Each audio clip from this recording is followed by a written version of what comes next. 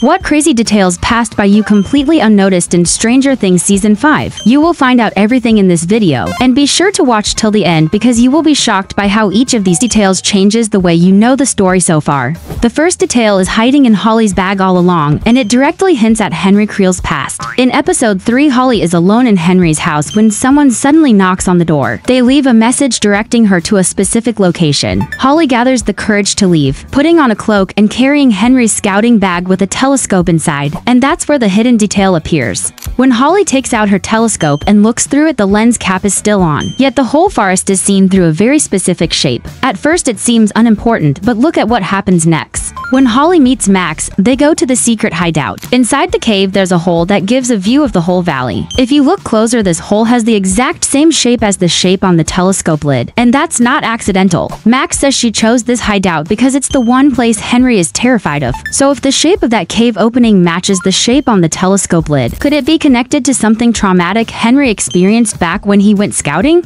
Make sure to share your theory in the comment. And let's continue to the next detail that may seem obvious at first, but it actually holds a deeper meaning. In episode 2 we see Lucas, Mike and Nancy at the hospital, waiting for any news about their parents' condition after the Demogorgon attack. While Mike steps away to grab coffee, he gets distracted by an open window and spots a book titled A Wrinkle in Time by Madeleine L'Engle. But this book is more important than you think. In episode 4, after meeting Max, Holly shares her thoughts, suggesting that being trapped in Henry's mind is similar to the story in A Wrinkle in Time. The story follows siblings who travel between space and time, from galaxy to galaxy, to find their missing father. They go to a dark planet called Kamazotz, where everyone is controlled by a powerful force called it. So in reality, Kamazotz is equal to Henry's mind. Henry is the one who controls everything, just like it, and Max is trapped inside that world just like Meg's dad in the book. But that's not even the craziest part. Mrs. Whatsit is also a character in A Wrinkle in Time. She is one of the 3 celestial beings who guide the children. That's why Holly started to call Henry Mr. Whatsit, as he convinced the kids to trust him.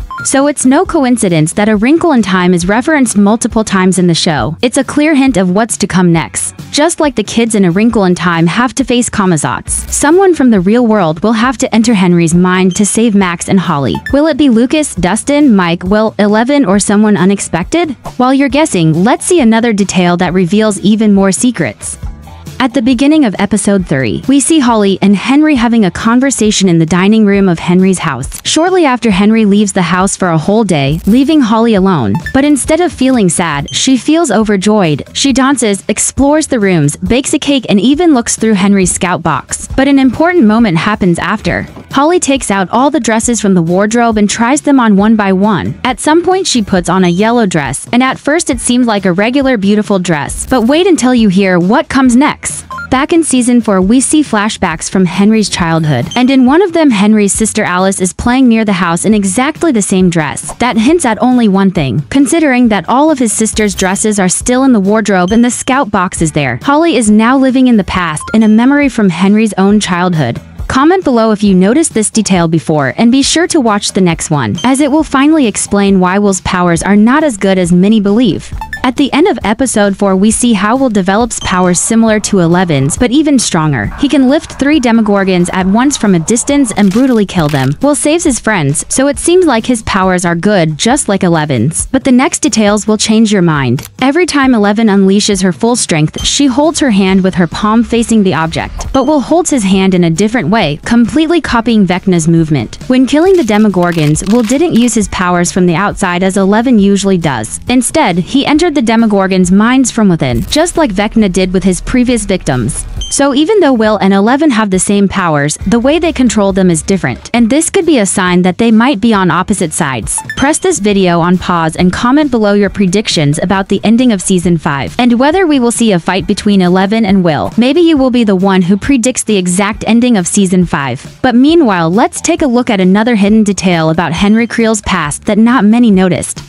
In Season 5, we finally learn that Max has actually been trapped inside Henry's mind this entire time. The first memory pulls her back 30 years earlier to 1959. Here we see Joyce in a school hallway handing out brochures for a school play, and someone in this brochure is a key to the story. Inside we see many familiar names, Joyce listed as the director. A cast starring James Hopper Jr., who is Jim Hopper, Karen Childress, who is Mike's mom, Alan Munson, who is Eddie's father, Ted Wheeler, who is Mike's father, and Henry Creel himself. But one name is totally new. Who is Patty Newby? The last name Newby reminds us of Bob Newby, Joyce's boyfriend who was tragically killed by a demogorgon. Patty Newby also appears for the first time in Stranger Things, The First Shadow, and is known for having a romantic relationship with Henry Creel. So could this girl play a crucial role in Henry becoming Vecna? And could this school memory reveal one of Henry's painful moments from his high school relationship? But that's not the only detail from the brochure that you didn't notice. In the brochure, besides the name of the school play, we can also see the date, November 6, 1959. And this date is more important than you think. Recall Season 4, Henry and his family moved to Hawkins exactly in 1959. So this date doesn't refer to one of the school years.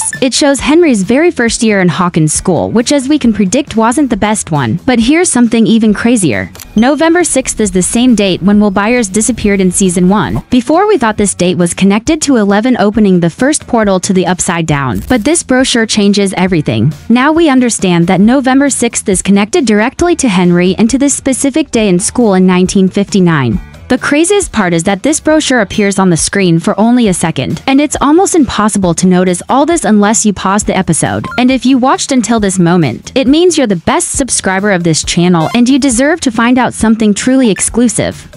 Recall how Holly is spending her first day in Henry's house. Before Henry leaves Holly alone, he gives her a gift, a music player, and her favorite Tiffany song. It seems normal, but something doesn't add up. Later, when Holly meets Max explains that favorite music was the only way for her to get out of Henry's mind, as it guided her to the portal to the real world. That means the only way anyone can escape Henry's mind is through music. Max already managed to break free once and almost did it again, until suddenly the music from Lucas's radio stopped and the portal disappeared. So why didn't Holly see the portal to the real world when she listened to her favorite song? The reason is that the song has to play in the real world near the real body. That's the only way the part of the mind that looks like Holly and Max can find the way out. Comment below if you noticed this detail before. And now let's uncover another thing that most people completely missed. In episode 3, when Mike wants to trap the Demogorgon inside Derek's house, he needs help from Erica. They go to the school and for a moment, we see Mr. Clarke teaching a lesson. On the board, he's explaining wormholes, a scientific idea about a bridge that lets you travel between different times and dimensions. And that's what many didn't notice. We already know that time works differently between the Upside Down and the real world. When Nancy and the others enter the Upside Down in Season 4, the time is still stuck in 1983. That means the Upside Down has something like a closed time loop, which is exactly what Mr. Clarke wrote on the board. But there is something even crazier. In episode 4, Will suddenly gets a vision of Vecna's hideout and it looks like a two-dimensional version of a wormhole. From Will's drawing, Vecna needs 12 kids connected together for his plan, which lines up with the infalling matter concept on Mr. Clarke's board. And did you notice what happens next? When Dustin gets stuck in the Upside Down, he finds out that the walls form a perfect circle. It makes it even clearer that the walls in the Upside Down are actually a wormhole Vecna plans to build. But these aren't even all the details in Stranger Things 5 that you didn't notice before. The series still hides more secrets, and you're about to find out all of them in future videos. If you enjoyed this video, don't forget to like and subscribe. And don't forget to watch the next video you see on the screen to learn more about your favorite series.